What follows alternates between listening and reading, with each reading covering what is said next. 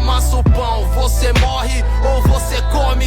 Eu não morri e nem comi, eu fiz amizade com a fome. Pessoal, é o seguinte, aquela coisa que a gente sempre fala, né? Você tá procurando podcast, etc. E todos os podcasts voltados para empreendedorismo é muito para digital e tal. E o pessoal de restaurante? E o pessoal da alimentação não tem espaço? Pois bem, aqui vai ter espaço sim. Você está na receita do sucesso. Por quê? Se o sucesso tem uma receita, eu quero saber todos os ingredientes. E participando comigo na mesa hoje, eu tenho o André Silveira. Aí você vai falar, poxa, mas quem que é o André Silveira? Cara, espera um pouquinho. Esse cara é proprietário das casas mais bombadas. Que bairro que é, André? Vila Olímpia. Vila que mais? Olímpia, Moema. Chácara Santo Antônio e Brooklyn. E Brooklyn, ó, tanta coisa que o cara nem sabe. Cada vez que eu falo com o André, ele montou uma empresa diferente, ele montou uma coisa diferente. E sempre na área de alimentação. Só agora que deu uma destoada, né? Exatamente. Agora a gente tá indo pro ramo de veículos, compra e venda de veículos. Olha só, o cara... Espírito inquieto mesmo. André, vamos lá, mano. Papo reto. Vamos começar aqui. Eu gostaria que você se apresentasse para os nossos ouvintes. Obrigado, pessoal, pelo convite. Antes de me apresentar, antes de tudo, queria dizer que eu estou muito lisonjeado, feliz e acho que orgulhoso. É a palavra de ter sido convidado para esse podcast aqui. Quem diria que eu, moleque carioca de Laranjeiras, um dia estaria fazendo um podcast que, sim, vai ser ouvido por muitas pessoas e quem sabe pode fomentar aí a vontade de ser um empreendedor nas pessoas que vão ouvir. Isso. Quem diria? E estou mais feliz ainda de poder estar fazendo isso com o Paulo e para o Paulo. O Paulo é assim, uma das pessoas que abriram a porta, a primeira pessoa que abriu a porta para mim da casa dele em São Paulo. Não sei se talvez ele lembre disso, né? O Padu. Claro que eu lembro. E quando eu cheguei a São Paulo em 2009, morei um tempo na casa dele. Então ele abriu as portas, já era meu amigo, né? Abriu as portas da casa dele para mim aqui em São Paulo. Quando eu precisei, no começo difícil do Garota da Vila, que foi o nosso primeiro restaurante, ele me emprestou dinheiro, me ajudou financeiramente. Consegui pagar ele, graças a Deus. Graças a Deus, né? Suaves parcelas, mas paguei. Na verdade, tem umas notas promissórias lá até hoje, viu? Tá bom, a gente resolve. Mas assim, cara, brincadeiras à parte, assim, foi muito importante, né? A gente teve uma amizade que começou lá no Rio ainda, antes de eu vir para São Paulo. Mas é um cara que me ajudou muito assim, nessa mudança do Rio para São Paulo. Talvez ele não saiba a importância aí que ele tem. É bom a gente ter essa oportunidade de falar, porque às vezes a gente está na correria dessa vida maluca que a gente leva aqui, principalmente em São Paulo. E a gente não tem a oportunidade de agradecer realmente a quem fez bem, quem faz bem para a gente. Então, eu estou tendo essa oportunidade aqui. Obrigado, obrigado. Rasgações de seda à parte. Eu sou o André Silveira. Sou empreendedor, sou tricolor carioca, fluminense. Estou com uma camisa aqui do Flusão para presentear o Paulo. Já vou presentear ele agora aqui, ó. Ah, que chique, primeiro episódio do podcast para ele ter sorte e sucesso aí no podcast. Obrigado. Vai ter a camisa do tricolor carioca aí, ó. Que eu sou tricolor de São Paulo, né? Eu sou São Paulino. Exatamente. E agora tem uma tricolor carioca. Brigadão, viu? Obrigado. Agora tem do tricolor original, do Flusão. E... sou empreendedor, cara. Sou pai do José e do Francisco, de 9 e 3 anos de idade. Sou carioca, né? Vim para São Paulo em 2009. Sou publicitário, na verdade, né? Minha formação não teve nada a ver com isso. É isso que eu queria saber. O que te deu na cabeça para você falar, mano, eu vou pro ramo de cozinha, velho. Eu vou fazer um restaurante. Então, eu sempre tive, desde a época do colégio, eu sempre tive uma inquietude assim com relação a compra e venda de coisa. É negócio, né? O pessoal no colégio, eu tenho certeza que alguns amigos meus não se surpreenderam quando descobriram que eu virei dono de negócio, dono de bar e restaurante. Porque sempre no colégio eu estava sempre fazendo alguma... Você era o moambeiro da parada. Troca de lanche. Quando o Mercado Livre começou esse lance de internet, que abriu o Mercado Livre, eu acho que fui um dos primeiros... Você falando assim, é da nossa idade, André. Dos primeiros associados do Mercado Livre. Então, minha mãe me dava dinheiro de lanche, comprava uma coisa, comprava violão, trocava por guitarra, pegava guitarra, trocava por prancha de surf, trocava por som de carro. Meu primeiro som de carro, o primeiro carro que eu tive, que para ir para a faculdade, né? Que meus pais me deram aquela coisa. Você instalou numa bicicleta, que nem carro tinha. Não, foi montado com dinheiro de lanche, com R$5 que a minha mãe na época me dava para comprar um refri e um hambúrguer no colégio. Aí eu juntei e comprei um som de carro e montei o som. Então, assim, eu sempre fui muito do negócio, né? Desse ambiente de negócio. Mas, assim, fiz propaganda e que eu adoro ainda, apesar de não exercer já, acho que 5, 6 anos, né? Que eu saí definitivamente de propaganda. E acabei vindo para São Paulo para trabalhar com propaganda. Foi a minha profissão que me abriu essa porta aqui em São Paulo, né? Uma empresa, uma agência de propaganda me convidou para vir para São Paulo em 2009. Qual que foi a agência? Pode fazer merchan. Chama Parra Comunicação. Parra Comunicação. É uma agência de BTL, que era Below the Line, né? Que é a parte de eventos, produções, ação, guerrilha em rua, essas partes assim. E quando eu vim em 2009... vim trabalhar com propaganda e a minha esposa, que na época, hoje é minha esposa, na época era a minha namorada, né, barra noiva, ela veio 2 anos depois, em 2011, e ela, na verdade, tinha restaurante no Rio, com a família dela. Então, quando ela veio, ela chegou a cursar lá no Rio 2 semestres, 3 semestres de gastronomia? De direito. É. Mas a cursou de mais... direito? Assim, nada a ver também com o rolê, né? Com dela, mais assim, para ter uma faculdade, aquela coisa assim. Quando ela veio, ela teve que trancar a faculdade, não quis retomar aqui em São Paulo, e a gente falou, pô, agora precisamos montar um negocinho para não ficar parada, né? Tipo, eu vou ficar aqui para lá, para cima e para baixo, ela parada em casa, não dá, e nem é do perfil dela. Ela é muito batalhadora, guerreira. Eu não consigo imaginar a Mari parada em casa, não consigo. Ela é muito, assim, também inquieta, também, da correria, né? E a gente estava com um dinheirinho para investir. Meu pai emprestou um dinheirinho, minha mãe emprestou um dinheirinho. A gente foi pegando um pouquinho de cada lado da família dela, ajudou como pôde também. E a gente montou o Garota da Vila, que é o nosso primeiro restaurante, que é o da Vila Olímpia, né? Que hoje esse ano, está fazendo 10 anos. Né? Então, tudo começou dessa forma. E a partir do Garota, a gente foi pegando experiência. 10 anos já? 10 anos, cara. Precisa até fazer uma festa. Dia 1º de abril de 2012, dia da mentira, foi o dia que a gente abriu o Garoto da Vila. Você tá zoando, velho. Nossa, meus parabéns, pô. Agora.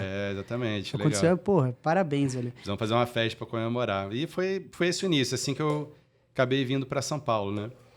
E aí... A vida foi tocando. Exatamente. Deixa eu te falar uma coisa, assim, que eu sempre admiro e, na verdade, até porque isso é um negócio que norteia a gente, né?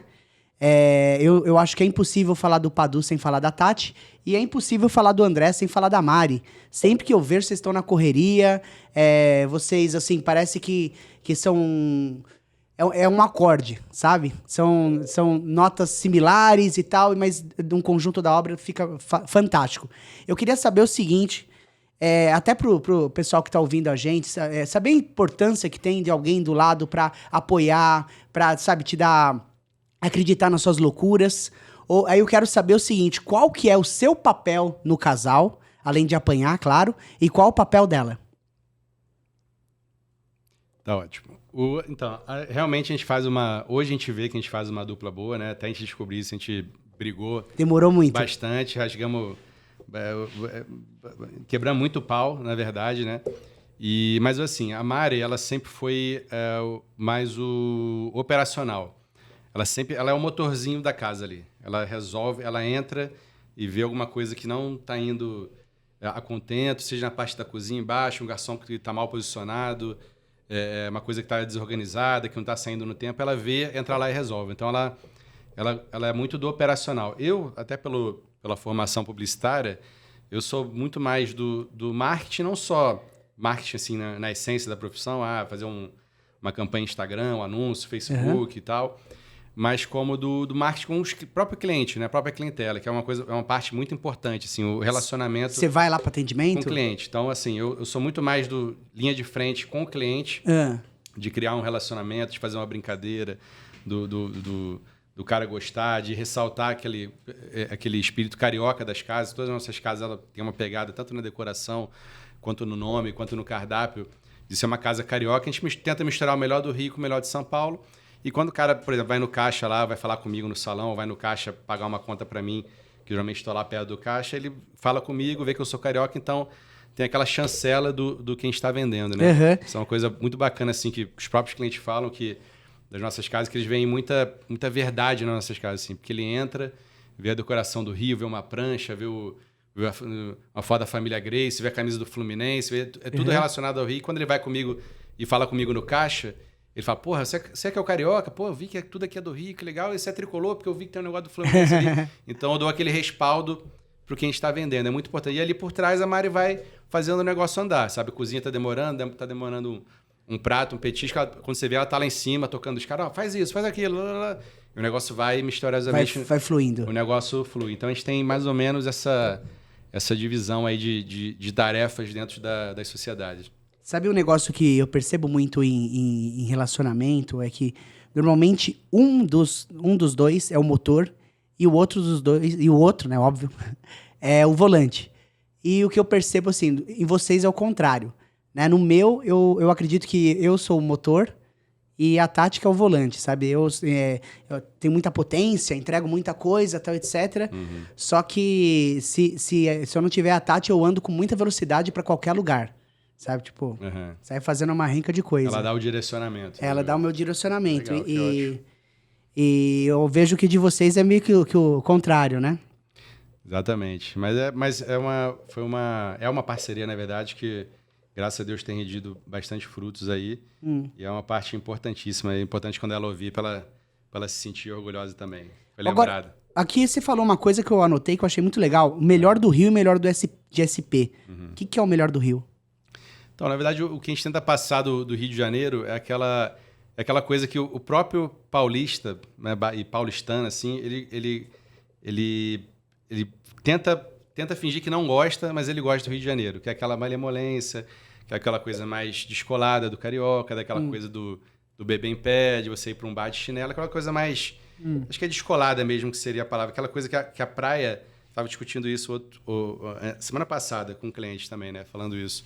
É impressionante. Depois que eu vim para São Paulo, eu percebi o quão importante é a influência da praia para o estilo de vida do Rio de Janeiro. Porque quando eu vim para São Paulo, aquela coisa do praia de Paulista, Rio de Tietê, não tem... Eu não entendi direito. Passei a não entender as brincadeiras, porque São Paulo tem um litoral foda, né? Pode falar palavrão? Pode, claro. Doutor, então, pode falar palavrão. Então, São Paulo tem um litoral excelente, lindo. E, Ubatuba... lindo, aí você fala Ubatuba? Não, desculpa. Ilhabela e tal, tem vários lugares legais, assim. Aí eu comecei a não entender, por que a galera sacaneia São Paulo que não tem... Tem, mas assim, o fato da praia ser... Na cidade, na capital ali, cara, faz muita influência, assim. As pessoas... O estilo de vida do carioca, o jeito mais tranquilo de ser, mais descolado, você incluir... Eu achava engraçado quando eu cheguei a São Paulo que... Primeiro dia meu de agência aqui, né? O cara que trabalhava... Eu sou da área de criação, sou redator de formação. Então, o cara que era meu diretor de arte, que trabalhava em dupla comigo, ele chegou, se apresentou, e ele chegou com uma bolsinha assim, eu falei, que bolsa é essa? Ele falou, não, é uma bolsa de treino, né? Aí eu falei, deixei assim, falei, o cara deve fazer alguma aula de alguma coisa e tal. Boxe, não sei o que lá e tal, algum treino, mas não, era a bolsa dele de ir pra academia. E, na verdade, no Rio, estava assim, de bobeira em casa, o colega te ligava, geralmente a gente malhava lá no Fluminense, né, sou de Laranjeiras, né, então a gente era sócio do clube, fazia tudo dentro do clube. E aí um amigo ligava assim, tá de bobeira? Tô. Vamos lá na academia, vamos. Então, tipo, a gente só não ia de chinelo porque o professor não ia deixar malhar de chinelo. Porque, de resto, cara, botava tênis sem meia, ia de camiseta, não precisava nem desodorante. Pra gente, o clima do esporte, lá no Rio, é uma coisa muito mais rotineira, sabe? Você pega uma bicicleta, 20 minutos pedalando, 10 minutos você tá em Ipanema. Na praia, você para a bicicleta, amarra ela no poste, cai, dá um mergulho e tal. Então, a sua rotina, o seu estilo de vida acaba sendo muito mais... relax, tranquilo. Você sai da praia, você vai para as ruas de Ipanema ali, que, Ipanema, Leblon são os bairros mais nobres do Rio de Janeiro, você vai almoçar num restaurante chique, tem um cara passando de sunga do seu lado, assim, sabe? Então, assim, tem uma influência muito, muito grande e bacana, assim, né? Então, acho que... E o melhor de São Paulo? O melhor de São Paulo, acho que é o profissionalismo, né? Tecnologia e o profissionalismo. Você pegar essa coisa bacana do Rio... Que, por exemplo, no Rio, eles não conseguem reverter para uma coisa legal. Por exemplo, em atendimento, né? No Rio, o pessoal acha bacana você ter o garçom rabugento. O clássico de um restaurante é aquele garçom rabugento. O cara te trata mal, mesmo assim que você gosta dele, aquela coisa assim, o cara fica mal-humorado. E, às vezes, é uma coisa que, às vezes, ultrapassa o limite do bom senso, porque ninguém quer ir num lugar, no restaurante, ser maltratado. Tem um cara de cara emburrada falando contigo. Então, a gente quis pegar essa coisa despojada do Rio... de se beber do lado de fora do restaurante. Pô, quando eu cheguei em 2009, cara, você ia na Vila Madalena, eram todos restaurantes envidraçados e a galera dava acho que 10 horas, você entrava para dentro dos restaurantes e ficava bebendo lá de dentro e geralmente tudo era envidraçado para você ficar bebendo dentro e olhando lá de fora, para você ver a vida passando ali, cara. Hoje em dia, né, acho que até tem uma teoria dessa, por influência dessa legião de cariocas que tá vindo para cá, né? São Paulo, somente nos últimos 5, 6 anos, cara, o público carioca aumentou, tipo assim, 200%. Tem dias que, sei lá, dia da feijoada, quarta-feira no Garota, que é na Vila Olímpia, que é ali perto de Congonhas, tá, onde a galera costuma se concentrar, os cariocas, Moema, Itaim, nesses bairros assim, né, que são perto de Congonhas. Cara, tem dia que a maioria do meu público é carioca, cara, muito carioca. Então, assim, eu tenho essa teoria que daqui a pouco as famílias vão começar a se misturar, vai começar a vir a próxima geração já de casais entre paulistanos e cariocas. E daqui a 10 anos, 15 anos, o perfil de São Paulo vai ser completamente diferente do que quando eu cheguei, cara. Porque hoje você vai na Vila Madalena, né, em paralelo do que eu falei de 2009, que o pessoal ia tudo para dentro hoje você vai na Vila Madalena, é um carnaval todo final de semana. A galera tá bebendo do lado de fora, ninguém fica mais dentro do bar. É o contrário. Ninguém fica mais dentro do bar. Todo mundo do lado de fora, bebendo na rua e ambulante e tal. Parece que é um carnaval todo final de semana. Então, é exatamente isso. A gente tenta pegar esse estilo de vida carioca, mais despojado, mais tranquilo, com mais malemolência, com mais cadência, e tenta botar o profissionalismo paulistano. Pô, a comida tem que chegar na hora na mesa, tem que chegar quentinha, tem que chegar bem decorada, tem que ser gostosa, o atendimento tem que ser legal, entendeu? Eu, por exemplo, eu sempre falo com meus comandados, gerentes, tudo. A gente não tem bala, cacife, para competir com grandes redes de bares e restaurantes, assim. Então, como a gente quer se posicionar? Como um bar, um boteco raiz de bairro. Isso a gente já está posicionado, legal. E como a gente tenta competir com os outros caras. próximo level. A gente não tem como competir monetariamente. Então, como a gente vai competir? Entregando o que a gente pode entregar como boteco de bairro. É aquele atendimento quente, é o cliente chegar no restaurante, a gente saber o nome dele, chamar ele pelo nome. Saber o lugar que ele gosta de sentar, isso, né? Chegar, os pratos. Antes do cara sentar, a gente já sabe que o cara chega e come uma Heineken com um amendoinzinho, então chega e já bota na mesa dele. Eu falo, opa, já tá sabendo. Então, esse tipo de coisa é o que a gente tenta trabalhar nos nossos restaurantes, cara. Isso é um negócio curioso, porque muitas vezes, quando... Assim, ser pequeno também tem suas vantagens, né? Vamos pensar que você é uma rede gigante e tal. Então, você precisa virar para a direita, cara, é moroso, é um negócio... Você está movendo um transatlântico. Agora, quando você é uma casa dinâmica, né? Você tem ali poucas pessoas sobre a sua influência, que você consegue mudar as coisas, você vira uma lancha. E muitas vezes, nesse meio tempo, as grandes redes se perdem. Se você pensar na história, né? Tipo, isso aconteceu diversas vezes. E então, assim, o que a gente também... Eu faço muito, né, na Melts, o que eu acho que mais a gente valoriza na Melts é a questão da experiência de consumo, experiência. Tipo, eu vendo ali... Não importa muito o prato que eu vendo. Claro que importa, é o meu ganha-pão. Mas o meu primeiro plano é a experiência. A pessoa tem que estar lá, tem uma experiência sensacional e ela tem que voltar por conta disso. Né? Ela tem que sair com a alma lavada, que a gente diz. E ser pequeno tem uma vantagem, por quê? Por exemplo, você... Pô, na Melts, a Tati faz isso com frequência. Ela vê que alguém manda uma mensagem pra gente, aí... ela fala pra mim, Padu, responde em áudio e tal. E aí a pessoa vê que a mesma pessoa que faz os stories e posta as coisas e aparece lá cantando Radio Gaga pra casa lotada, é a mesma pessoa que responde da reserva dela, sabe? Legal. Ou a mesma pessoa que responde o Google, quando, né, as reclamações, aquelas cartas de ódio que as pessoas escrevem, né? Ou as cartas de elogio. Elogio normalmente são 3 linhas, né? Agora, coisa que dá errado, meu Deus do céu, é um TCC. Outro dia sem querer te derrubar. Imagina. Outro dia, tem um vizinho chato no restaurante de Moema, que é o Bar Jobim, que olha o nome, Bar Jobim. Foi um restaurante em homenagem ao Tom Jobim, que é, o nosso maestro Bossa Nova. Claro. Então, na casa toca Bossa Nova. E a pessoa consegue ficar incomodada com uma Bossa Nova tocando, tipo, num volume super tranquilo. E aí, toda quinta, a gente tem um showzinho de samba, que é... Samba mesmo, não é pagode, nada. Samba raiz. É um trio. De quinta? Quinta-feira. Puta, eu vou colar lá. De 6h30 às 9h30. Tipo assim, ó. Cedo é um sambinha raiz. Não atrapalha ninguém. Não atrapalha a vida de ninguém, né? Das 6h30 às 9h30? 6h30 às 9h30. O cara reclama? Toda quinta tem samba e todo sábado tem chorinho. gente faz um chorinho à tarde. Nossa. É muito legal. Cara, tem que ir. Vamos lá um dia Vou, pô, com certeza. Com as patroas. E aí, o cara mandou pra mim, eu considero a resposta melhor que eu mandei até hoje em Google, assim. O cara mandou, pô, a gente fica com esse barulho toda quinta, a gente quer dormir, não sei o que lá, esse samba... Falou uma palavra lá, mas assim, samba mambembe, feio, essa música chata e tal. Eu mandei pra ele só assim... Quem não gosta de samba, bom sujeito não é. Escrevi, cara, o cara deve ter ficado ali. Eu já escrevi, já mandei pra galera assim, já recebi os tapinhas nas costas, que foi demais. Mas tem gente chata, tem em todo lugar, né, cara? Mas também vai falar contigo, cara, redator publicitário. Tinha uns títulos maravilhosos na facu, que eu lembro. Faz parte do aprendizado.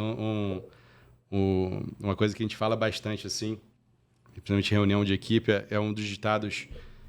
que eu mais gosto. Uma coisa, até já antecipando lá as receitas de sucesso, que a gente vai falar no final, eu aprendi a valorizar e olhar muito os ditados populares. Né? Eu entendi que quando a gente é publicitário, a gente é proibido até de citar, falar, e qualquer propaganda que você faça, ela não pode ter frase feita, porque isso é um atestado de que você não é criativo. Não trabalhou, não quis fazer e tal. Isso é terminantemente proibido de você fazer. E depois que eu virei empreendedor, eu entendi que a frase feita, o ditado popular, ele veio antes de a gente por algum motivo.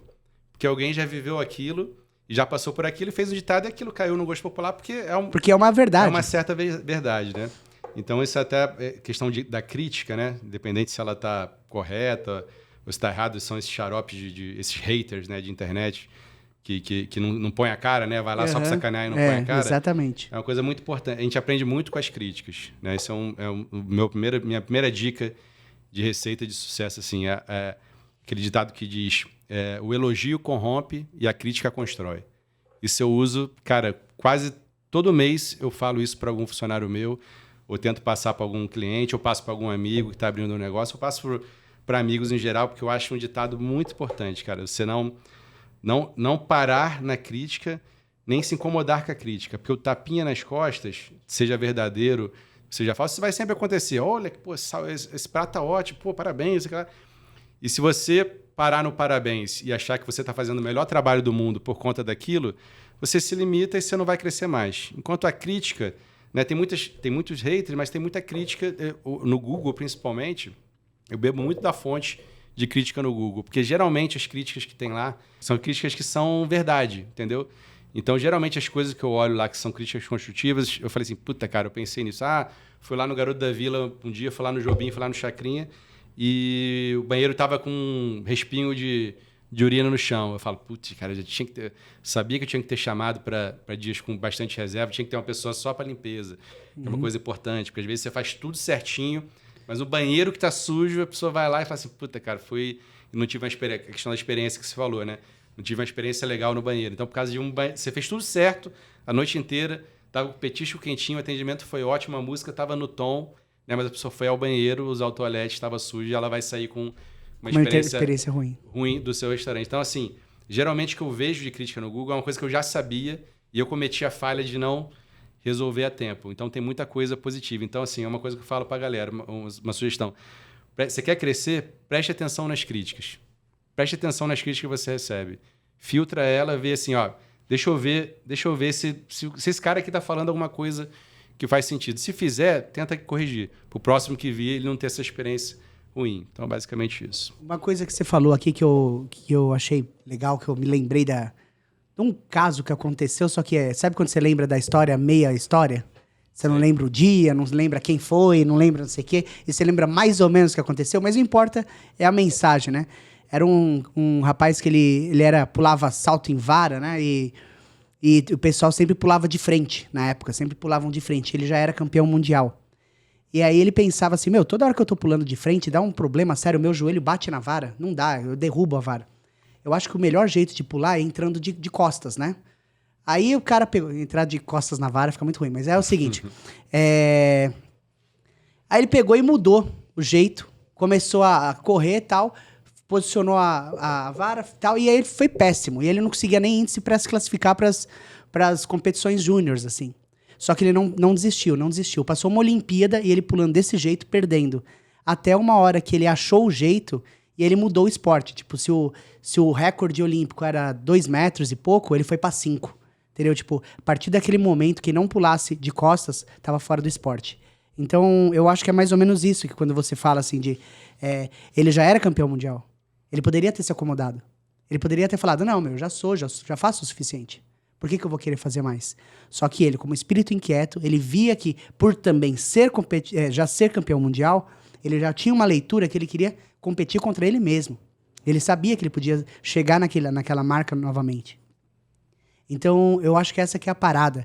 E a gente tem, ao longo da história, diversas pessoas que fizeram a mesma coisa, né? A gente se acomoda. Essa que é a verdade. Eu vejo que você faz um negócio, aí você fala, já tô ganhando X, já tá legal pra mim e tal, e aí eu paro de fazer. Hoje em dia, pra gente ficar no mesmo lugar, a gente tem que produzir muito. Não é mais aquele negócio de, já tô legal, então eu vou parar de fazer. Cara, vai vir alguém e vai te engolir. Se você não tiver inovação, se você não tiver uma visão 360 no seu business a todo instante, você vai ficar pra trás, isso com certeza. Exatamente. Precisa sempre se renovar. Tem uma coisa, só pegar esse gancho aí que você falou, tem outra frase também muito interessante. As frases, até trouxe umas anotadas aqui, eu falei assim, é muito importante para quem for ouvir esse podcast, para quem utilizar ele para beber dessa fonte, para tentar empreender ou tentar ser um empreendedor melhor, uma das primeiras que eu ouvi nesse mercado empreendedor e que é muita verdade também. No Brasil, existem mais desistentes do que fracassados, porque para você é outra receita do sucesso. Para você vencer, cara, você tem que perseverar. E na perseverança, você tem sempre que se recriar, né? Fazer coisas diferentes e matar aquele leãozinho por dia. Apesar de ser Quantas vezes você quase faliu? Cara, bastante no começo. Especificar quantas vezes eu não vou saber, mas assim, no começo... Né, todo mês. Aí você vê a importância da experiência, né, cara? No Garota da Vila, que foi a primeira casa que a gente abriu em 2012, eu até falo hoje com meu pai e com a minha mãe assim, eles foram malucos de terem me emprestado algum dinheiro para ajudar a gente a abrir, porque realmente se fosse eu olhando a situação de antes, agora eu não emprestaria, entendeu? Até você mesmo também, que me emprestou dinheiro uma época lá para eu existir, que eu não estava com caixa para pagar o salário da galera. E foram esses 2 primeiros anos de negócio. Os 2 primeiros anos de negócio, isso é uma coisa até que se você for ler nas planilhas do Sebrae e tudo assim, nas páginas empreendedoras, tem até esse lance esse muro dos 2 primeiros anos, né? De você conseguir romper ele. Comigo foi exatamente assim. Muro dos 2 primeiros anos. Comigo foi exatamente assim. Foi muito difícil, né? Foi aquela coisa assim... a gente fez um plano de negócio, eu devo ter até em casa ele, que deve ser um plano de negócio super... chulé, rasteira. Hoje... Plano de negócio feito por um moleque de 26 anos, publicitário, que nunca tinha tido o negócio. Mas tentei para convencer... Mais para convencer os meus pais, né? Me emprestarem o dinheiro, né? E do que me convencer mesmo, né? E, cara, a reforma, o cara falou que ia fazer a reforma em 3 meses, me entregou a obra em 6 meses. Então, pouco capital de dinheiro que eu tinha já foi comido esses 3 meses que o cara atrasou a obra. Então, eu já comecei o negócio sem capital de giro, sem dinheiro. É que negócio de empréstimo é uma bola de neve. Não pegue, a não ser que seja muito... Um negócio tipo Pronamp, assim, um juros muito baixo, vantajoso. Mas, assim, depois aquilo vira um problemaço para você. E a bendita e a famosa experiência, man. Essa, cara, a experiência é uma coisa muito, muito sinistra, cara. Muito assim. Talvez a gente falando para um cara mais novo...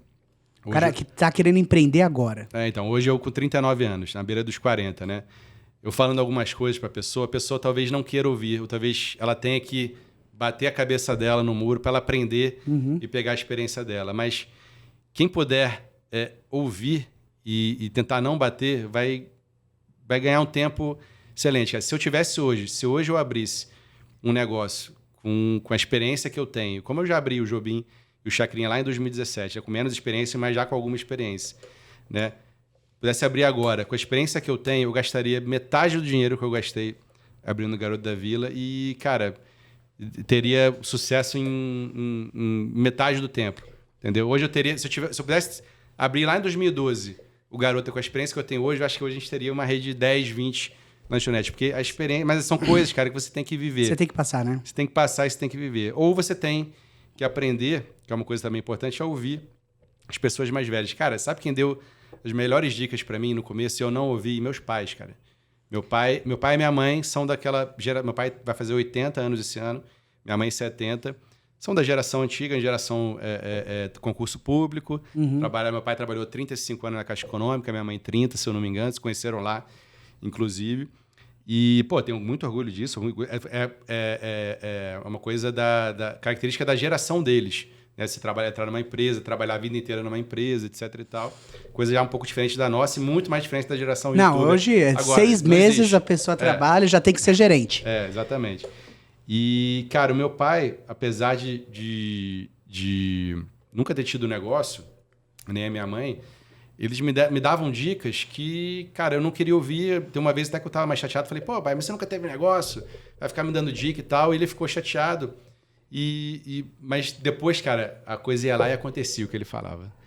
Impressionante. Por quê? Porque eles nunca tiveram negócio, mas eles têm experiência da vivência. Da vida, né, meu? Da vida. Já passaram por aquilo 20 vezes, já viram amigos passando por aquilo, já viram, cara, outras guerras, já viram outras recessões, outras crises.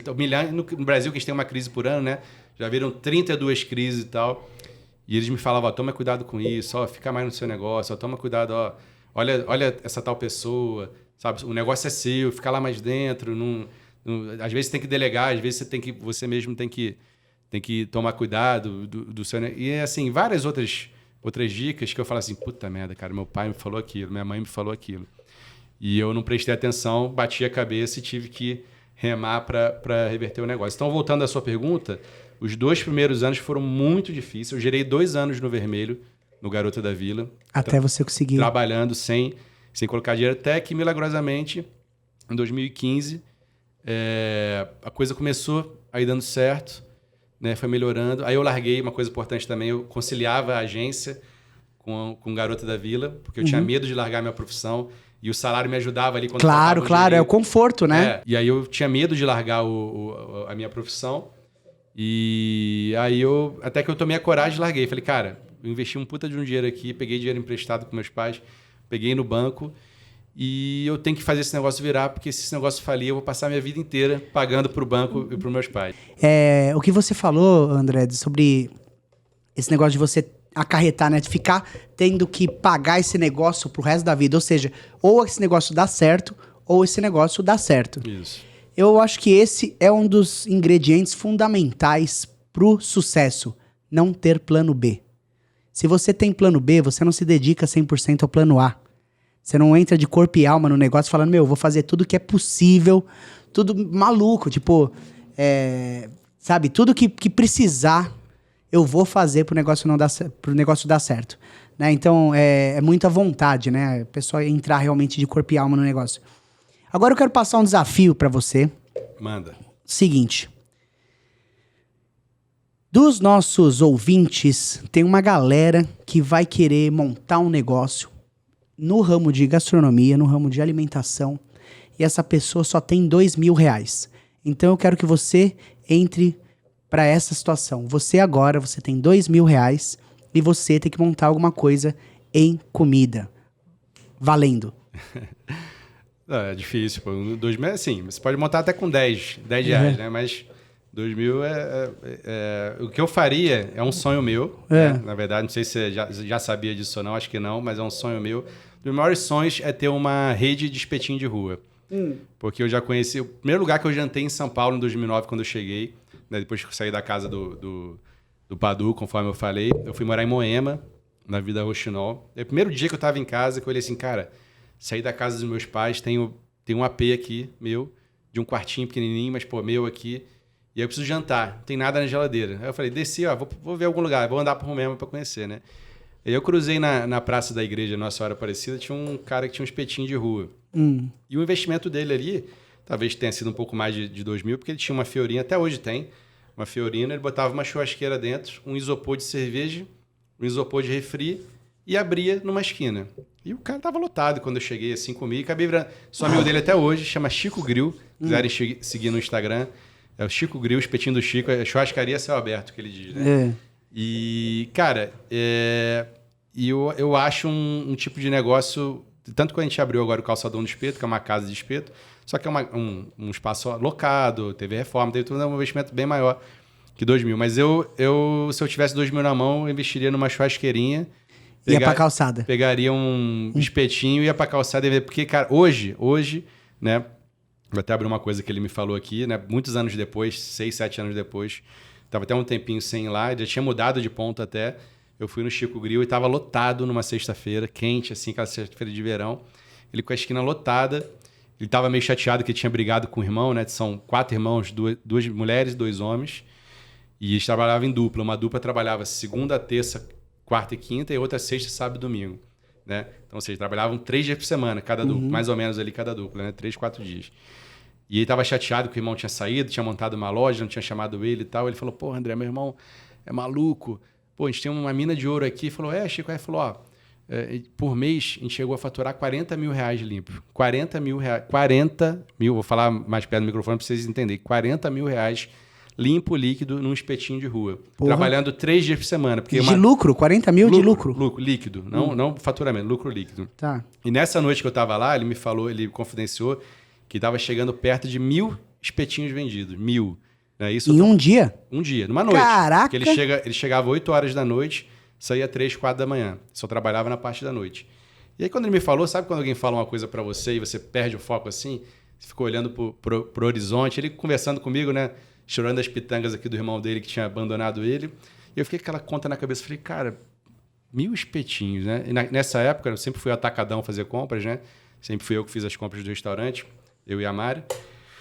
E aí eu fiquei pensando, eu me lembro que no atacadão naquela época tinha um saco de espetos da Aurora, de 10 espetos de carne, R$20. Então, assim, R$2 cada espeto, custo, né?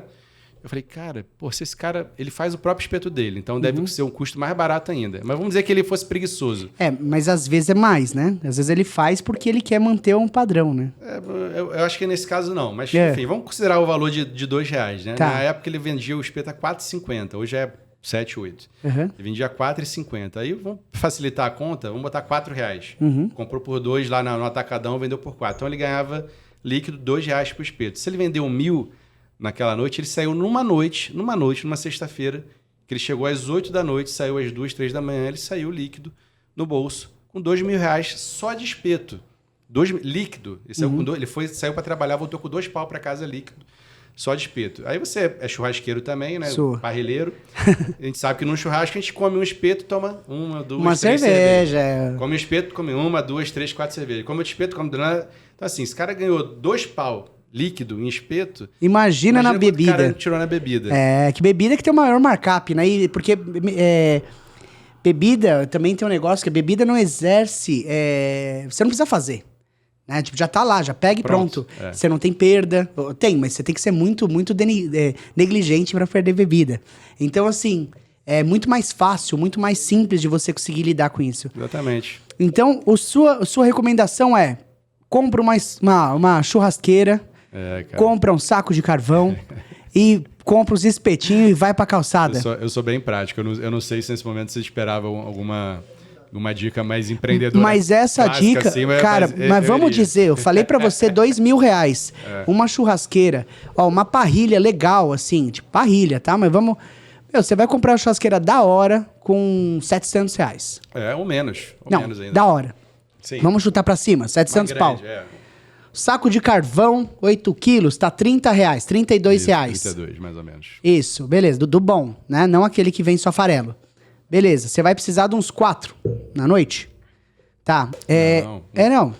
Vamos chutar alto, sempre assim, né? Um saquinho você não, faz essa churrasqueira tem que ser pequena, mas vamos lá.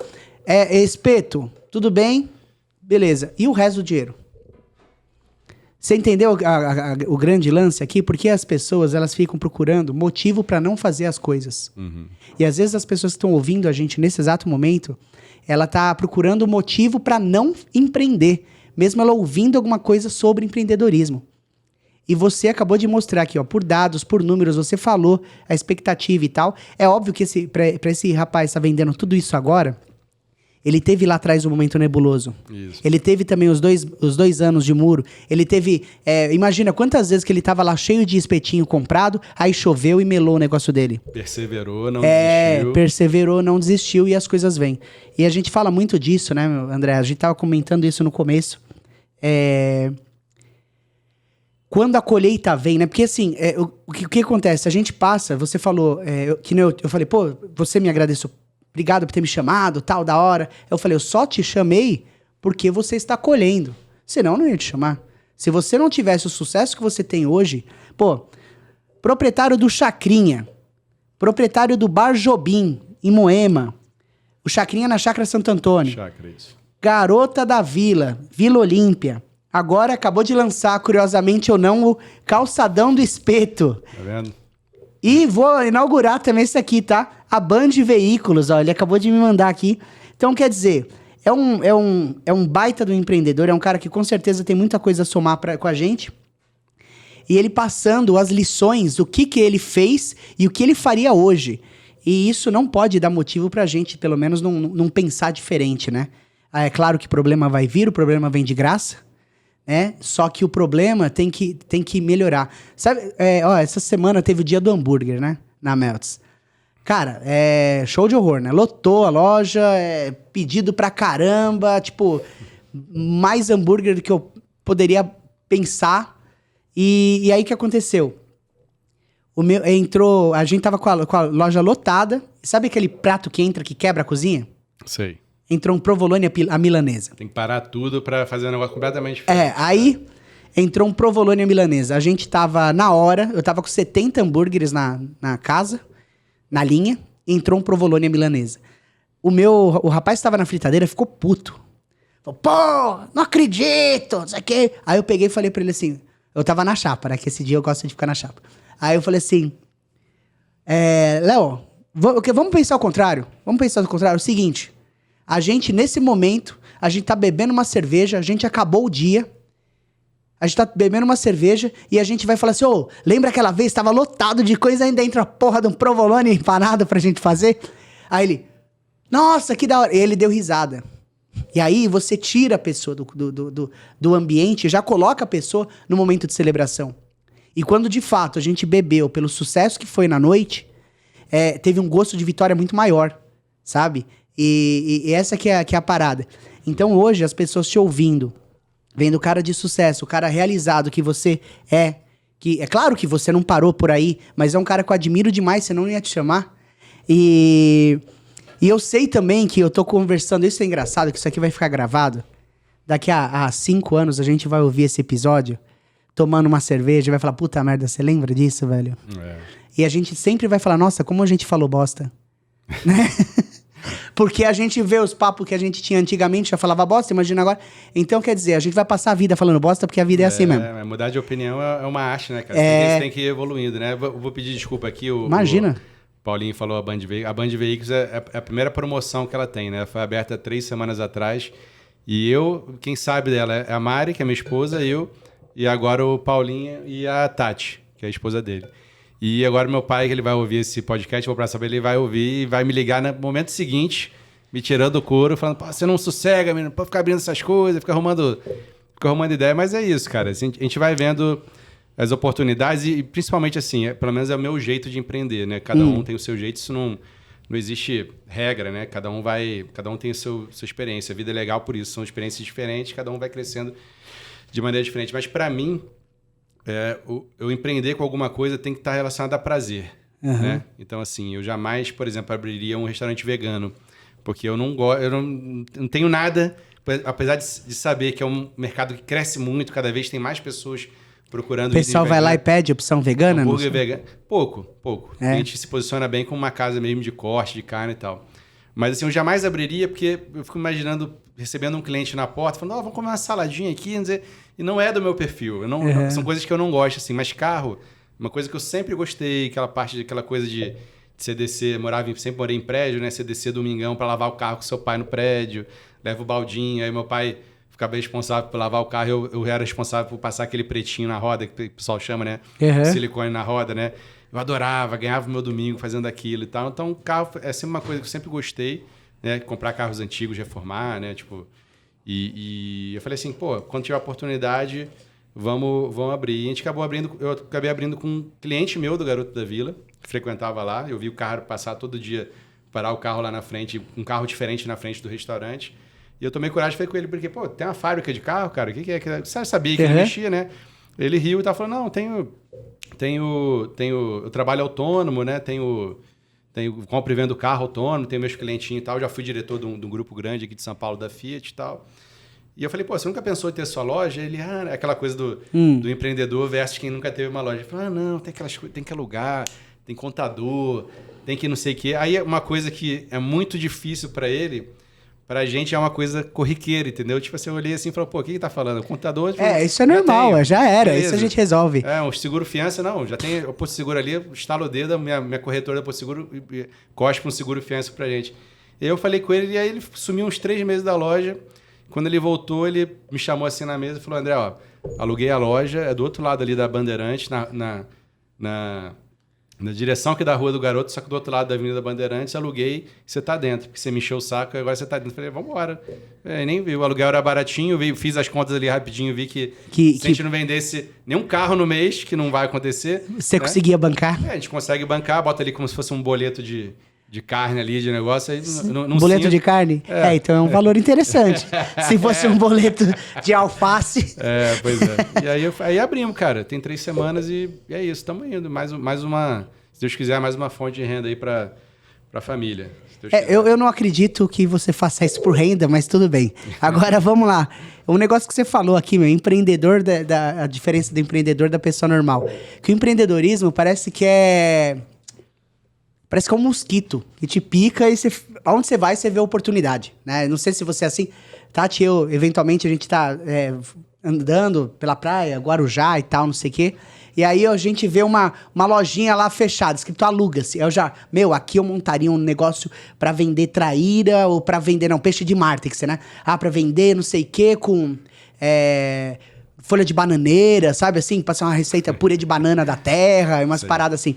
Então, eu tenho muito isso. Aonde eu vou? Aí eu falo, puta, aqui caberia um café. Não, aqui caberia não sei o que lá. Então, tem muito. Eu brinco com a Mari que isso que você falou é assim, a gente não consegue mais andar pessoa física na rua. Não anda pessoa física. Só consegue andar pessoa jurídica. A gente olha assim, passa o carro, vê uma lojinha para alugar e fala, putz, olha essa loja, Mari, aqui, quanto será que é? Eu pego meu telefone rapidinho assim. Já liga. Anota ponto Moema. Aí chego em casa... É a mesma coisa. Chega em casa, tá alugando? Quanto é que é? Fala, 30 mil. Não, pô, 30 mil? Tá tirando, né? Não dá. Aí até a gente fica olhando assim, vai que... Vai que, né? A gente tem que dar chance pra sorte, né, cara? Tem que dar chance pra sorte. Tem que fazer... A sorte é quando a oportunidade e a sua competência se encontram, né? Quando o seu preparo e a... Mas deixa eu dizer um negocinho que eu achei bem da hora que você falou de empreendedor versus pessoas normais. O Simon Sinek, você conhece, cara? Fala não, aqui, talvez de nome não. Ele tem um negócio que eu achei muito da hora, assim, eu sigo ele no Instagram, e ele falou que ele tava correndo, aí essas provas de corrida de rua, sabe, assim, 8 km, não sei o quê, ele tava correndo, e sempre no final disso tem um patrocinador, né? E o patrocinador, no caso, era uma empresa de donuts, né? Aí, beleza. Aí ele foi lá, aí tinha uma fila gigantesca, tava ele, o amigo dele, tinha uma fila grande, todo mundo que correu, terminou e falou, vamos pegar lá um donuts. Aí ele olhou e falou assim, nossa, donuts de graça, vamos pegar? Aí ele ficou lá na fila. Aí o amigo dele falou, eu não vou entrar nessa fila pra pegar donuts de graça. Não, cara, mas você não tá entendendo, é donuts de graça. Não, mas eu não vou pegar essa fila. Mas você não tá vendo que o donuts é de graça? Mas eu não vou pegar a fila. Aí ele falou assim, demorou pra eu entender, mas que é o seguinte, ele é empreendedor. Então, ele não vê o obstáculo. Agora, o cara que não é empreendedor, ele só foca no obstáculo. Então, imagina, você é piloto de avião, aí você fica... Não bate no prédio, não bate no prédio, não bate no prédio. Onde está seu foco? No prédio. Exatamente. Certo? Agora você vai pilotar um avião e fala assim, putz, foca a nuvem, foca a nuvem. Onde você vai? Vai para a nuvem. Exatamente. É isso. Você falou, só para entrar numa parte engraçada também, você falou sobre os obstáculos. A pessoa que... Talvez ela não é empreendedora. Na verdade, sim, a gente não tem uma cultura empreendedora no país. Isso é um problema muito grande, né, cara? Isso é uma coisa, se um dia eu enveredasse para a carreira política, eu pudesse... Já vai rolar, né? O pessoal fala... Eu sou filiado do Partido Novo, né, cara? E aí o pessoal fala bastante... Mas você falou isso, agora a gente já perdeu metade dos nossos... Tá meio bagunçado, assim, mas eu acho o que eles vendem da cultura, assim, acho bacana. Uma coisa de honestidade, de não usar dinheiro público, aquelas coisas. Mas o pessoal fala bastante, mas sim, fala pelo fato de eu ser dono de restaurante. Mas, na verdade, eu queria me preparar entrar porque, tipo, Tiririca, o cara conhecido no bairro, não, vai lá que de repente você tem um esporte. Não, você tem que entrar preparado. Eu não me sinto preparado ainda, mas é uma coisa que eu penso não por querer ser político, tá? Mas realmente para tentar usar essa experiência que a gente ganhou de vida e tentar brigar por umas coisas simples, como assim, você ter uma aula de empreendedorismo na escola, entendeu? Ou dentro das comunidades e tal, para a gente vê o Brasil é um país de muito potencial, cara. Então, assim, a gente tem bastante população em idade produtiva, a gente tem, recursos naturais, a gente tem um clima bacana, a gente tem, assim, tem desastres assim, ambientais como qualquer país, mas, assim, poucos... Perto, comparado, né? A gente não tem furacão, não tem nada desses bagulho? Os que a gente tem, como aconteceu agora, infelizmente, lá em Pernambuco e tal, como aconteceu em Petrópolis, são evitáveis, são muito, assim, às vezes, falta do poder público intervir, para o cara não ir morar numa área de risco. Depois acontece o desastre, não foi a chuva. Não foi a chuva. Não foi a chuva. Você devia ter evitado que aquele cara estivesse lá, entendeu?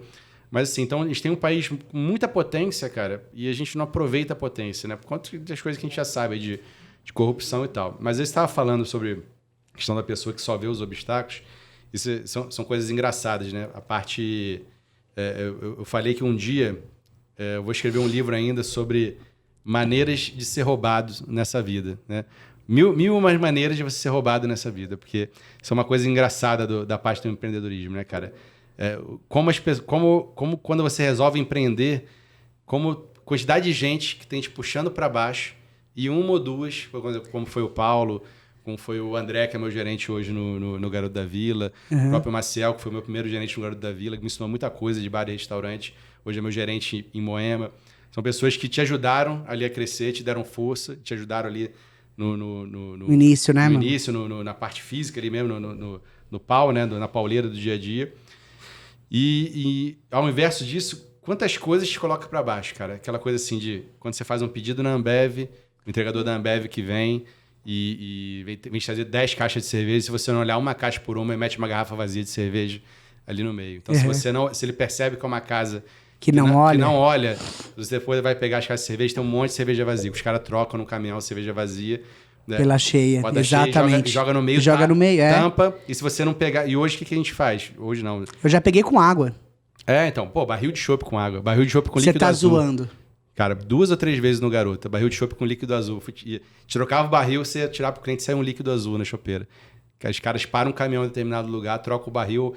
Ou tiram o líquido, tiram o chopp, botam esse líquido lá e aí fode a tua chopeira, fode o teu movimento, que aí você fica sem chopp no meio do movimento. Entregador de carne, fornecedor de carne. Geralmente vem naquelas caixas de papelão, né, que amassam, que molham e tal. Então você compra, galera que não sabe, né, você compra carne por quilo, né? Então você compra uma caixa de 20 quilos de picanha.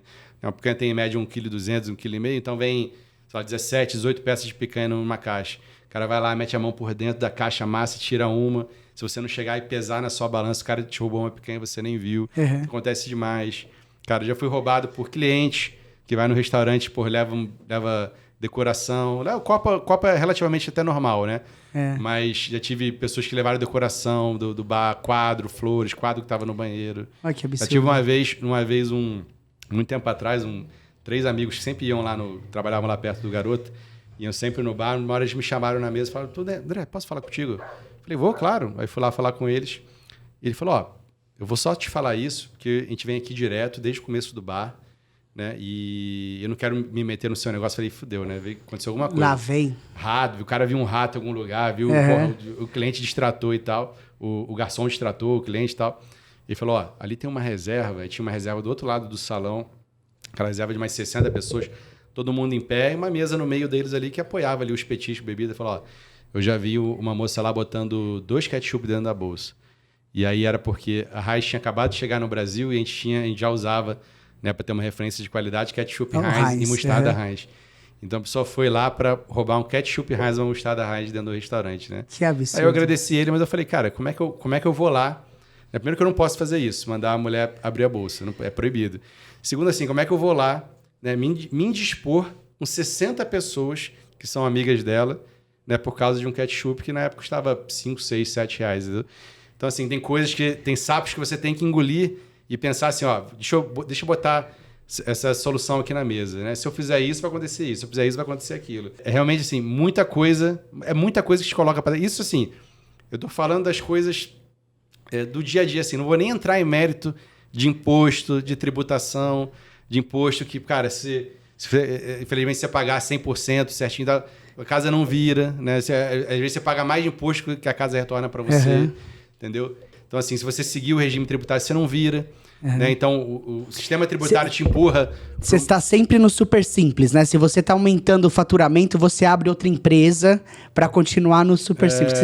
Você se lasca se passar. É que as pessoas, os empresários grandes falam para a gente, né? As empresas grandes, essas empresas grandes, aí, enfim, não vou citar nomes, as empresas super grandes aí que existem no país, né? E elas, assim, os caras fazem isso, como é que se diz? De maneira... Legal. Não, eles fazem isso sabendo, né? Fazem isso de propósito, assim, né? Eles pegam, não pagam nenhum imposto, deixa tudo lá acumular. Isso. Com o imposto que eles não pagam, sei lá, acumula 300 milhões, eles pegam, compram outras empresas pequenas, vamos dizer assim, sou uma cervejaria grande. Não pago porra nenhuma de imposto. Com o imposto que eu deixei de pagar, eu compro outras menores, aumento o meu portfólio, aumento a minha marca, né? O meu share no mercado. E depois lá na frente, quando juntar 1 bilhão em impostos, eu vou no governo, faço um refis, daquele 1 milhão volta para 200. Então, no final das contas, o cara pagou porra nenhuma de imposto. Pagou nada, que ele teria que pagar. E aumentou a empresa dele, cara. Então, assim... Estrondosamente. E a gente que tá aqui vendendo paçoca, E a gente tem que ser certinho, sabe? E a gente que é o pequeno empreendedor, às vezes as pessoas ficam influenciadas por marcas grandes e tal, mas assim, hoje 70%, isso é um dado que você pode encontrar na internet, 70% das carteiras assinadas do país são geradas por pequenos empreendedores. Isso é verdade. É Sebrae, cara, isso. Entendeu? Então, assim, às vezes a galera, que legal, empresa tal, americana, tá no Brasil, que legal aquela empresa que emprega sei quantos mil. Você olha, não, cara, quem emprega 70% da carteira assinada do país somos nós. Os pequenos, e é o que mais, no fundo, é o que mais sofre com essas coisas do dia a dia, né? Mas é isso. Mas assim, não deixe de empreender por causa disso. São coisas que você... Não, você já tá falando dos problemas já, porque se a pessoa estiver ouvindo até aqui, quer dizer que, é isso aí que eu vou fazer mesmo. Você já sabe as regras do jogo, né? Dá pra driblar o problema e dá pra vencer, né? A gente é a prova viva disso aqui. Agora o que eu quero saber é o seguinte. A gente passou por um problema, por uma baita de uma turbulência agora. E eu quero que você me diga qual foi a principal lição que você tirou da pandemia.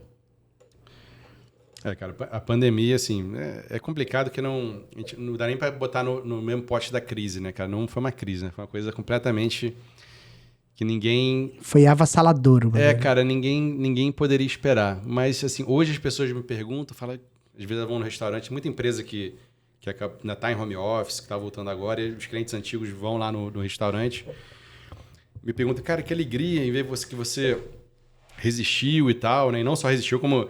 está abrindo o calçadão do Espeto agora. Pô, que legal. Como é que foi para você? Eu falei, cara, nem eu sei como é que foi.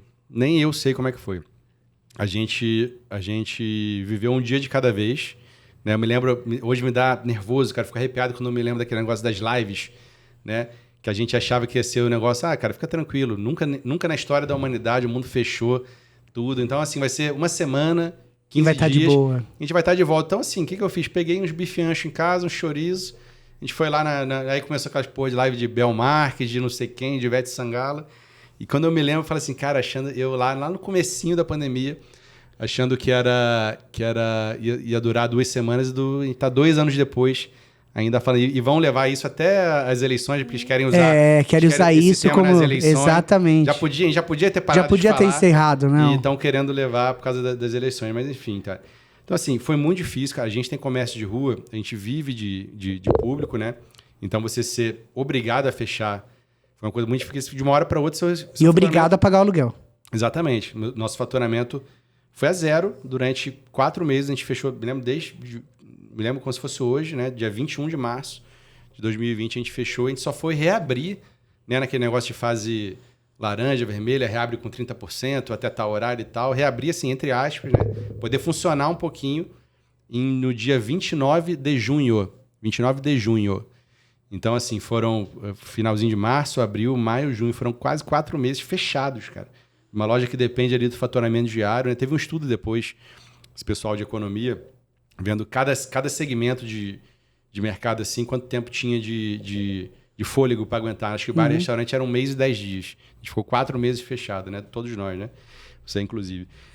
E aí, cara, foi muito difícil. A gente, como todo mundo, a gente tentou enveredar por a questão do delivery. Para quem já tinha, talvez tenha sido uma coisa mais fácil, pode até ter aumentado numa época realmente, mas quem começou do zero foi muito difícil, né? Hoje, assim, eu já estou tirando todos os meus deliveries. Eu falo assim, eu não sou um cara de delivery, eu sou um cara de entretenimento. Minhas casas são entretenimento. Minhas casas são para você ir lá, sentar, olhar a camisa do Fluminense na parede, falar, pô, esse bar é de tricolor, é de carioca, ver o quadrinho ali, experimentar as cervejas diferentes e tal. E o delivery, cara, foi só uma experiência mesmo, mas assim, não trouxe retorno pra gente, né? Pra mim, especificamente. Eu acho que eu só ajudei a enriquecer a marca lá do iFood. Do iFood, é. Eu só ajudei a enriquecer o iFood, que foi quem... Foram as três empresas que ganharam. Mais bombaram, né? Foi o iFood, o dono da loja descartável e o dono da fábrica de álcool gel. Foram os três que bombaram na pandemia. Na pandemia. Mas pra mim, não funcionou. Então, assim, talvez tenha sido até um gasto de dinheiro, né? Mas foi um aprendizado. E eu acho que, cara, a pior coisa mesmo foi, assim... Teve... Nesse quesito que eu vou falar, teve lados bons, como a gente tem 3 restaurantes, né? Tiveram situações melhores, mas principalmente no Garoto da Vila, a gente teve um proprietário que falou assim, cara, se dane que tá dando pandemia, eu quero meu aluguel inteiro, cheio. E aí a gente descobriu pela primeira vez o que ia ter um proprietário da tua loja, né? Do dono do eu imóvel. também. O meu proprietário foi bem mal. Que é um parceiro, eu conheço a história, né? É um parceiro de comércio seu ali, porque o cara depende do seu sucesso para ter o aluguel Pra ter sucesso, exato. E eu experimentei o que é ter um proprietário que não enxerga dessa forma. Ele falou assim, não, cara, que se dane a pandemia, eu quero meu aluguel cheio inteiro. E aí, hoje eu tenho 4 processos contra o proprietário lá no imóvel. Aí eu falei, já que vou ter que entrar com para ter desconto, consegui 60% de desconto, até hoje com 60% de desconto da pandemia, para a gente discutir lá na frente se eu vou ter que devolver ou não, como eu vou devolver, sem parcela e tudo, está sendo discutido judicialmente. E aí aproveitei para entrar com o revisional de aluguel, que eu achava o aluguel caro, com não sei o quê. Cara, hoje tem uns 4 lá contra ele, mas isso foi muito estressante, muito difícil. Nos outros 2, no Jobim e no Chacrinha, a gente teve proprietários bem mais... Desde o primeiro mês, em março, os caras já liberaram 50% de desconto no aluguel, que foi assim, que eu acho mais correto, porque qual é a minha ideia da pandemia? É uma coisa que ninguém podia prever, cara. Então, assim, a culpa não foi nossa, empreendedor, e não foi do proprietário, entendeu? Então, assim, quando você tem uma coisa que você não pode prever, que é uma coisa completamente, assim, aleatória, você, no mínimo, tem que dividir o prejuízo. Então, fala assim, cara, então eu não posso ficar sem nada, que essa é a minha fonte de renda, eu vivo disso também. Né? Mas você não pode pagar o aluguel inteiro porque você não está vendendo, sua loja não está aberta. Tem até uma prerrogativa dessa lá no contrato de locação de bares e restaurantes que diz assim que o seu imóvel está sendo locado para determinado fim. Então, se você não está conseguindo exercer esse determinado fim, você pode discutir isso judicialmente. Mas a gente nem chegou nesse ponto, né? Com o Jobim e o Chacrinha, eles foram bem foram humanos, né, cara? Bem humanos, mas o nosso proprietário do Garoto da Vila, ele dificultou bastante. De resto, cara, foi exatamente o que eu te falei assim. Eu nem me lembro, cara. Você fala assim, mas, pô, esse primeiro ano, cara, 2020 e tal, você teve que ficar fechado. Cara, a gente vende um carro ali, raspa uma poupança aqui. Aí o governo federal, diga-se de passagem, né, cara? A gente não tem sorte com político, mas o governo federal foi o único que levantou a bandeira para a mão pra gente com o Pronamp. O Pronamp salvou a nossa vida. Salvou, né, meu? É verdade. Eu também peguei. Então, eu peguei com as 3 casas, um para cada casa. Se hoje o Chacrinha... Se não tivesse o Pronamp, velho, já era. Exatamente. Importante porque, assim, a gente só fala coisa que é ruim, né? Da política e tal. A gente sempre reclama, né? Mas isso foi um negócio que, se não fosse isso, ia dar... Exatamente. Não ia segurar a gente, não. A gente hoje está aberto, assim, óbvio que que a gente tinha juntado ao longo desses anos ajudou, óbvio que a venda os 2 carros da família ajudou, mas se não fosse o Pronamp, aquele fôlego final, a gente não tinha resistido, né? E o governo estadual, contrapartida, não ajudou nada. Nenhuma. Não, só cobrou. Só mandou cobrou. Fechar e pronto. Foi o que ele soube fazer, né? E aí, nesse ponto, eu não sou... Mas ele perdeu muito, né, também, né? Tipo, quem virou ele? Eu não tô levantando, né, galera? Nenhuma bandeira política, eu não sou bolsonarista, nem sou lulista, eu sou do... Partido Novo, já. Filiado do Partido Novo. Vou na terceira via, quem quer que seja ela. Mas, assim, eu tenho que falar isso. Assim, o Pronamp, que foi a linha de crédito a juros baixíssimos que o governo federal soltou, assim, se hoje a gente está de pé, foi graças a ela e graças também à nossa boa gestão, né, de todos nós. Quem sobreviveu, cara, a crise, como a gente diz, a crise é uma peneira, né? Você bota farinha lá na peneira E se você não mexer na peneira, ela fica ali. Agora, se você der uma porrada ali, cai um pouquinho. A crise é essa porrada que a galera vai dando. Você bateu, filtrou. Quem não trabalha bem, cara, cai na primeira leva. E vai batendo. Quem sobra ali na peneira, a galera aí filtra. Né? A crise, assim, como eu disse, a pandemia não foi uma crise, né? Foi uma coisa muito mais séria do que uma crise.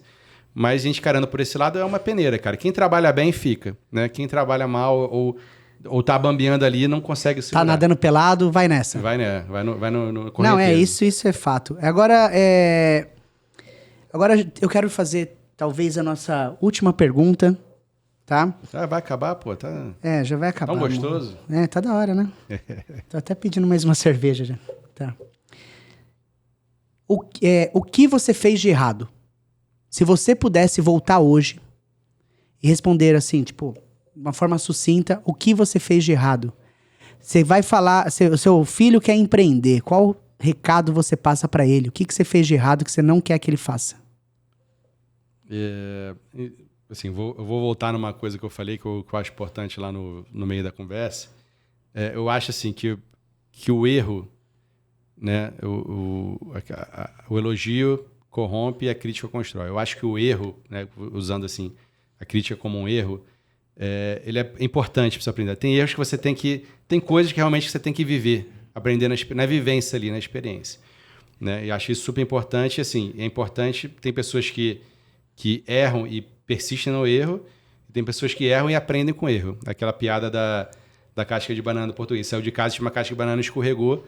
Né? No dia seguinte ele voltou, saiu de casa de novo, estava a casca de banana e ele falou, lá vou eu escorregar de novo essa casca de banana. Então é isso, tem pessoas que são assim, erram e persiste no erro. Agora, quando você utiliza o erro para você se melhorar, é uma coisa excelente. Então, assim, o erro tem o seu propósito dentro da sua vida. Mas o que eu acho que eu fiz de errado, que eu não faria hoje, é aprender com os mais velhos. Aprender com a experiência dos mais velhos.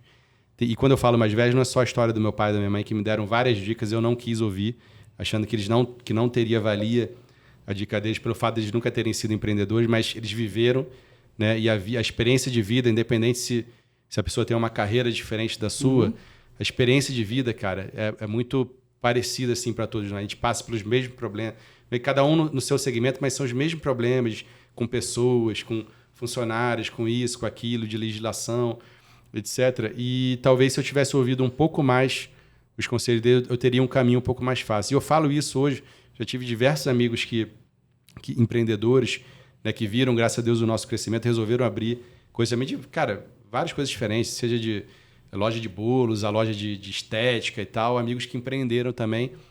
E eu falo para eles, cara, senta comigo aqui, bebe da fonte. Vamos trocar ideia. Você vai ter um curso de graça de coisas que a gente passou que... Ouvir as pessoas. Independente de você, de seu segmento ser comida ou não, gastronômico ou não, mas atualmente você vai ter o mesmo verbo problema. Mesmo, né? Você vai ter o mesmo problema com o funcionário, vai ter aquele mesma laranjinha podre, vai ter o mesmo problema com o contador, com legislação. Então, assim, sendo bem simples e sincero, cara, eu ouviria os mais velhos. Eu ouviria as experiências pregressas. Quem já passou por isso, já tropeçou nessa casca de banana. E eu falo assim, porra, por que essa casca de banana continua ali? E a casca de banana pode ser uma legislação furada brasileira que a gente não muda nossas leis. Pode ser um entregador que entrega uma caixa de cerveja para todo mundo e tira a cervejinha ali. São essas várias caixas de banana que todo mundo pisa, né? Que se eu chegar e contar para você fala assim, opa, quando eu abrir um bar, eu já tô ligado que o cara... Quando que vai acontecer cerveja, isso. O cara vai trocar o chopp, o cara vai pegar uma picanha dentro da caixa. Então, assim, eu escutaria os mais velhos. É uma dica boa que eu passaria pro pessoal. Beleza, então é isso, pessoal. Terminamos o nosso episódio aqui, André. Prazerzaço receber você. Foi um papo bem bacana, bem esclarecedor. E é isso. Até mais, pessoal. Vejo vocês no nosso próximo episódio. Tchau. Obrigado.